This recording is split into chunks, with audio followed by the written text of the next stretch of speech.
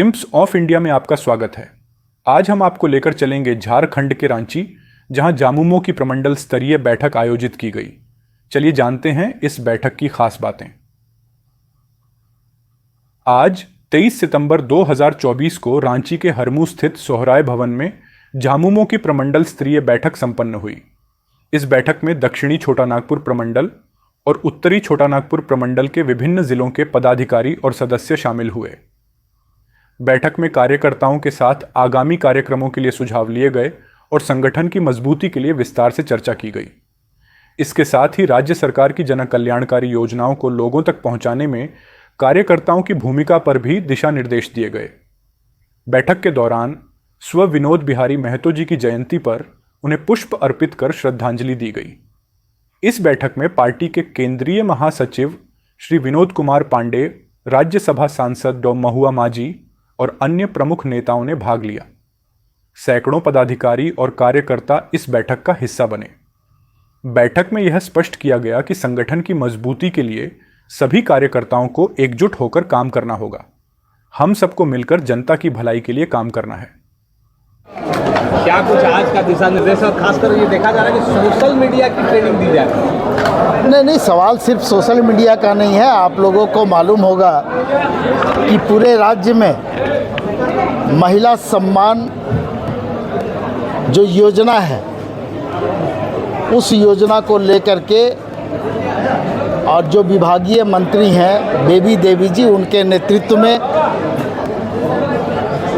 यात्रा निकाला जा रहा है। और उस यात्रा में जो महिला विधायकगण हैं, चाहे कल्पना सोरेन की हम बात कर लें, दीपिका पांडे की बात कर लें, या पार्टी की जो और महिला विधायक हैं, सांसद हैं, वो सभी लोग महिलाओं के सम्मान के लिए जो यात्रा निकाली जा रही है, उस यात्रा में वो लोग शामिल हो रहे हैं। और ये यात्रा आज ही के दिन से पलामू प्रमंडल से प्रारंभ हुआ है। बंसीधर मंदिर से ये कार्यक्रम प्रारंभ हुआ है और गढ़वा, पलामू, लातेहार होते हुए फिर ये कार्यक्रम कोल्हान प्रमंडल में प्रारंभ होगा और उसके बाद राज्य के अन्य प्रमंडलों में ये कार्यक्रम चलेगा।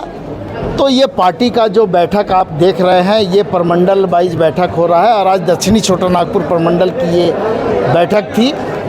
इस बैठक में पार्टी के जो प्रखंड स्तर के, जिला स्तर के और केंद्रीय स्तर के जो कार्यकर्ता नेता हैं, वो इसमें भाग ले रहे हैं और उनके साथ में हम लोग सीधा संवाद कर रहे हैं और संवाद के माध्यम से उस कार्यक्रम को सफल बनाने के लिए जो सुझाव लिए जा रहे हैं, उन सुझावों का हम लोग स्वागत कर रहे हैं और उनके सुझावों पर अमल किया जा रहा है और उस कार्यक्रम को उसी ढंग से पूरे राज्य में चलाने का काम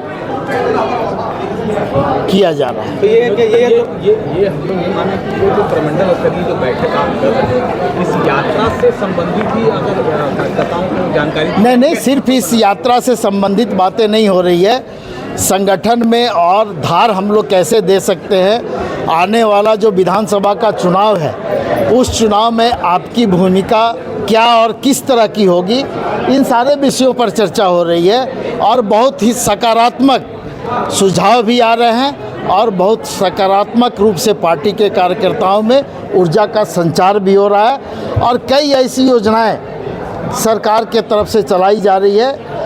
उन योजनाओं का लाभ जो आम आदमी है, जिसके लिए योजना बनाई जा रही है, उन तक कैसे पहुँचे, वो लाभान्वित कैसे हों, इस विषय पर भी कार्यकर्ताओं के साथ में हम लोग बात कर रहे हैं और कार्यकर्ताओं की भूमिका क्या होगी, ये भी उनको बताने का हम लोग काम कर रहे हैं। और जो मैया सम्मान योजना की बात है, आपको मालूम होगा कि 51 लाख से ज़्यादा महिलाओं को ये सम्मान मिला है और उनकी भागीदारी इस चुनाव में खास करके जो होने वाली है, वो आप लोग भी महसूस कर रहे हैं और हम लोग भी महसूस कर रहे हैं। तो ये जो सम्मान यात्रा है, इस यात्रा के माध्यम से सरकार की जन कल्याणकारी योजनाओं को भी हम प्रचार प्रसार कर रहे हैं, संगठन को भी मजबूती प्रदान कर रहे हैं और संगठन के साथ साथ आने वाले विधानसभा चुनाव के लिए भी कार्यकर्ताओं को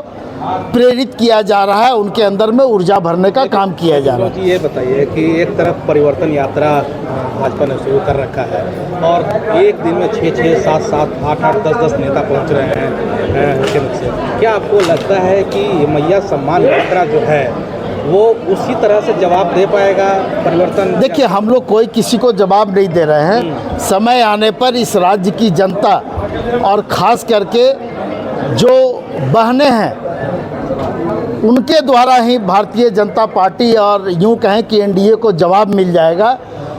चूँकि हम अपने काम के बदौलत लोगों के बीच में जा रहे हैं, लोगों का सहयोग मांग रहे हैं, लेकिन भारतीय जनता पार्टी और एनडीए के लोग जिस तरह का माहौल बनाने का प्रयास इस प्रदेश में कर रहे हैं, हमको लगता है कि ये दुर्भाग्यपूर्ण है। और कई चुनाव हम लोग देखे हैं जहां पर पाकिस्तान और चाइना की एंट्री होती थी, लेकिन इस बार एक नए देश का झारखंड के चुनाव में एंट्री हो रहा है और वो देश है बांग्लादेश।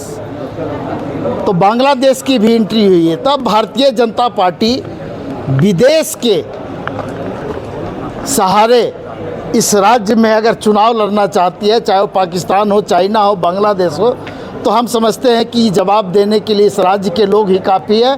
और सरकार के द्वारा किए गए काम और झारखंड मुक्ति मोर्चा और गठबंधन से जो इस राज्य के लोगों की अपेक्षा थी, उसको हम जिस ढंग से पूरा कर रहे हैं, उस अपेक्षा के बदौलत हम लोगों के बीच में जाने का काम कर रहे हैं। मुझे 2 दिन तक जो इंटरनेट बंद रहा उस पर भाजपा ने कहा कि ये परिवर्तन यात्रा से डर के सरकार ने देखिए, कई सारी दिक्कत, ये डर भारतीय जनता पार्टी के अंदर में है। झारखंड मुक्ति मोर्चा के नेता जो पार्टी के कार्यकारी अध्यक्ष हैं और हमारे मार्गदर्शक पार्टी के माननीय गुरुजी के निर्देश पर ये सारे काम किए जा रहे हैं। और ये जो यात्रा निकल रही है वो माननीय गुरुजी के निर्देश पर, उनके मार्गदर्शन पे प्रारंभ किया गया है और उसका नेतृत्व बेबी देवी के द्वारा किया जा रहा है, जो मंत्री हैं इस राज्य में।